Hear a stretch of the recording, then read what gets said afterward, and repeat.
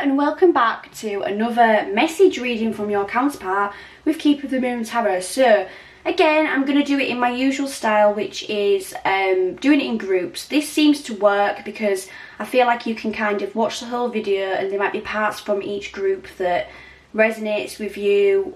So you might take something that I've said in group 1 and then something that I've said in group 2, and it provides you with a clearer message on your situation or something that's a little bit more that resonates a little bit more. So without further ado, let's jump straight in. So we've got group 1, messages from your counterpart.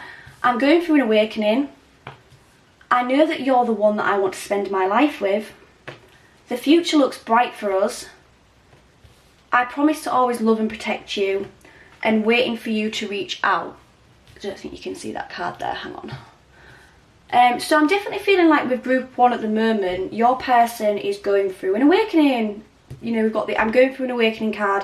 This has been coming up a lot in collective readings, especially for the Divine Masculine. It might not be that it's an initial awakening, and it might just be that it's you know, a deeper level of ascension, but this person has had a lot of realizations about you. They know that you're the one they want to spend their life with. They're thinking about the future, and in a very hopeful way. You know, they might be visualizing what they're going to do with you. They might be visualizing commitment with you, and they definitely feel very, very protective of you. I promise to always love and protect you. You know, they're feeling like they want to look after you, basically. So treat you right, you know, make sure that there's no harm coming to you. But this person definitely has a shy side as well, because we've got the waiting for you to reach out card. You know, they're feeling a little bit like, despite all this, they aren't quite ready to make the first move, and they want it to basically be you that comes forward or gives them a bit of a green light and a bit of a signal to move things along with you. So moving on to group 2, and we've got, I'm sorry for what I said. I'm ready for a fresh start with you. I am unawakened. Please have patience with me. I want to marry you, my love. I don't know if you can actually see that card. Yeah, no. I want to marry you, my love, and new love coming. So I do feel like with this group, there's been definitely something heated going on between the two of you in terms of hostility. And they might have said a few things that have hurt you, or that, you know, they can't really take back. I feel like they've said some things that have finalised things between the two of you, but they want to wipe the slate clean. They're ready for a fresh start. They do want commitment with you. I want to marry you, my love is showing me they definitely want commitment. And the new love coming in card, that's saying to me that it's either a recommitment to love, or, well, it's that fresh start basically. You know, a recommitment to your relationship. That fresh start, they want new love coming in. They want it to, when they have this fresh start with you and wipe the slate clean, they do want it to feel like it's a new romance between the two of you, you know, and that honeymoon period, wine and dining, you kind of thing, like making amends for what they've done. I'm unawakened, please have patience with me. Now, this doesn't necessarily mean that your person is unawakened. However, there's certain things that they are unawakened to. So this person definitely has a lot of lessons to learn, a lot of karma to work through, and you, quite frankly, are going to have to be patient while they go through that, because at the moment, you know, you're probably hurting each other. We've got the I'm sorry for what I said card, like you might be lashing out, he or she might be lashing out, because they are quite, you know, they haven't quite wrapped up that karma, or they're not quite ready to learn those lessons. So, you know, these triggers are coming up in order to push them into that place of growth. So, and finally, we've got group 3. So we've got liar. The past is the past, let it go. I'm affected by cosmic and collective energies. Others are trying to tell me what to do, and my heart is yours always. So I feel like there's a little bit of a karmic thing going on with this group. So possibly a karmic connection, a karmic relationship that you or this person is in. More likely this person, because we've got others are trying to tell me what to do. I feel like this is definitely, I mean, this doesn't have to be a romantic karmic relationship. It could be, you know, friends or family that are acting as karma, but there's definitely an influence that's karmic, I do feel, on this person's life, and it's kind of stopping them from moving things along.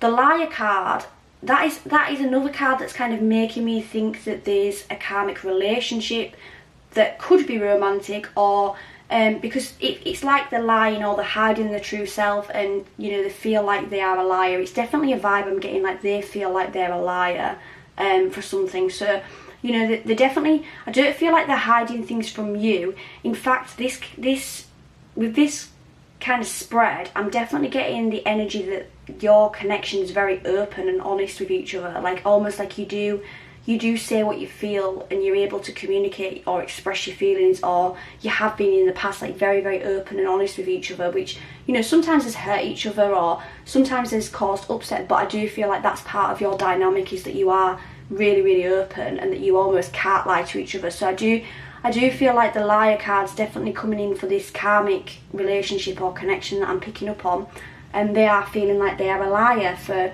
not basically living what their true intentions are.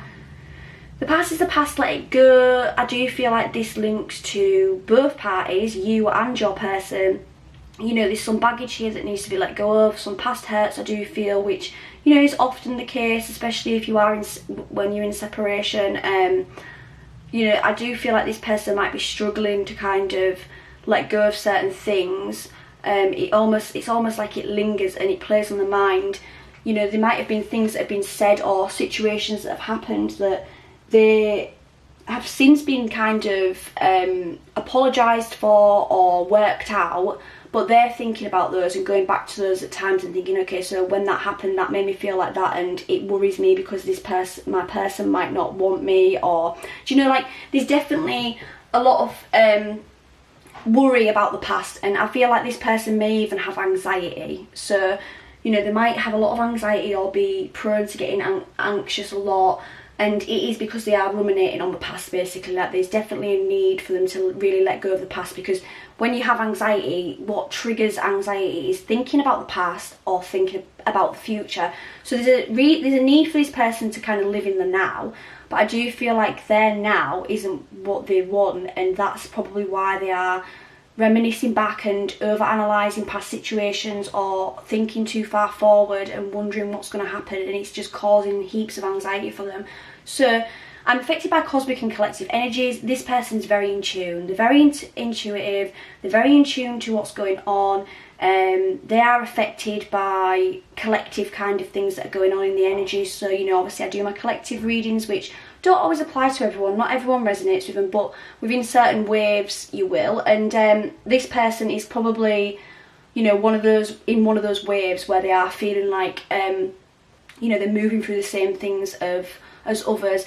Cosmic energies as well, you know, we've had the Mercury retrograde, we've had the eclipses. These things bring a lot up, and that even might be why they are kind of thinking about the past and kind of processing things, because they're closing out cycles that are being kind of forced upon them by the cosmic, basically.